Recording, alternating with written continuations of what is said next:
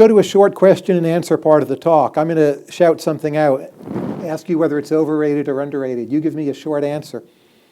You're free to pass if you want to. As an economic method, going back to your book, this book, Economic Rules, randomized control trials as an economic method, overrated or underrated? Today, overrated. Give us a quick why. That's the only thing that students do these days, and I think that's not the only way we learn. So it's crowding out, I think, a lot of. It's not. I mean, I think it was a fantastic contribution to the economics literature, but I think it's sort of I think it's the marginal contribution of. I think the way that I think about it is internal validity is not the only thing. So the good thing about all these RCTs is that they're very good about being able to identify causal effects. But they're very poor about saying anything about, why is it that we get these effects, or in fact whether these things also, the same effects would occur in other contexts elsewhere. So it worked here, we don't know if it's going to work somewhere else. And it's crowding out the kind of work that Political economy, because it's hard to do an RCT on political economy. But even in micro things, I mean, I think even in the kinds of things where we've applied RCTs, I think we should be thinking a lot harder conceptually and theoretically.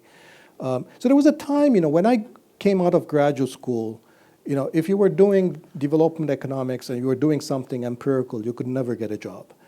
Because all the, probably in development economics at the time, you couldn't get a job, period. But the point was that, doing empirical economics would not make you sort of rise up. And I think that was terrible. And I think sort of we've now sort of, basically moved all the way to the other extreme, where empirical work also means just sort of, doing something where you put 100% weight on identifying internal validity, but very little thought into issues of external validity or the basic theory. And I think we just have to correct some of that balance. Rumi, the 13th century Persian poet, and his Sufi mysticism, as you know, he wrote some in Turkish. Overrated or underrated? Not enough known.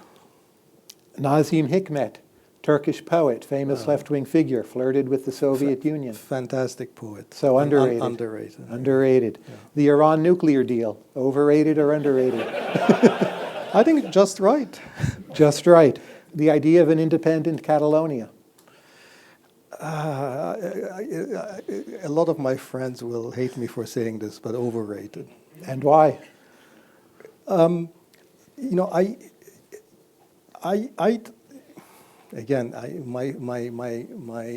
Catalonian friends are going to hate me for this, but when I ask what is it that they want to get out of independence, it seems that basically is just very much a sort of a sense of having been treated very badly by Madrid, that there isn't that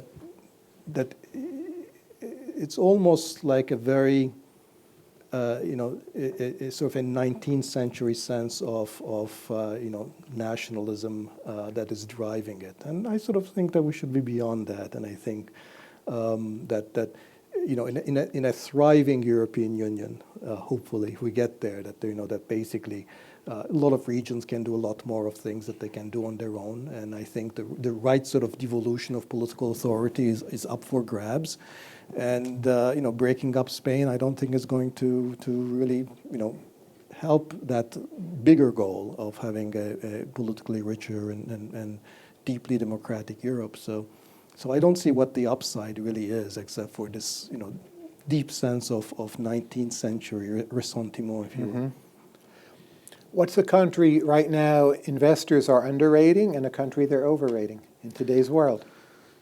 Well, given your understanding. Brazil, I think, is deeply underrated right now. I think that it's when you look at what's happening, on the one hand, in Brazil, it's sort of, it shocks you that there is this widespread corruption with Petrobras that seems to go all the way up. On the other hand, when you look at how they're dealing with this situation, it's incredibly impressive. It's something that would, that even in an advanced country, you wouldn't think would happen. That, there you have these, prosecutors and judges who are actually following the rule of the law. There's real accountability. Real accountability. This is not being used to settle political scores in the way that it would happen anywhere, if it was happening at all. They have industrial policy. And their industrial policy isn't great, but they at least they're trying to do something about it. So that's a somewhat separate issue. So I think, so to me, when I look at Brazil, they're demonstrating a political maturity in the way that their system operates that is decades ahead of even the advanced industrial countries. And I think the fact that they're dealing with this and that is going to have it behind them, 5 years from now, eventually, is going to put them, I would put in the long play for Brazil. So I think overrated. Markets are, I think India, because I think that I think the kind of growth that India has had, I don't think is sustainable. Partly going back to our earlier discussion about premature industrialization, I think they have these plans to really significantly strengthen their manufacturing base. I just don't think, I don't see it happening. I think India can grow at 4 or 5% per year on a sustainable basis. I don't think it's going to be 8 to 9%. And then when this is sort of sinks in, I think there's going to be a negative overreaction would be my fear.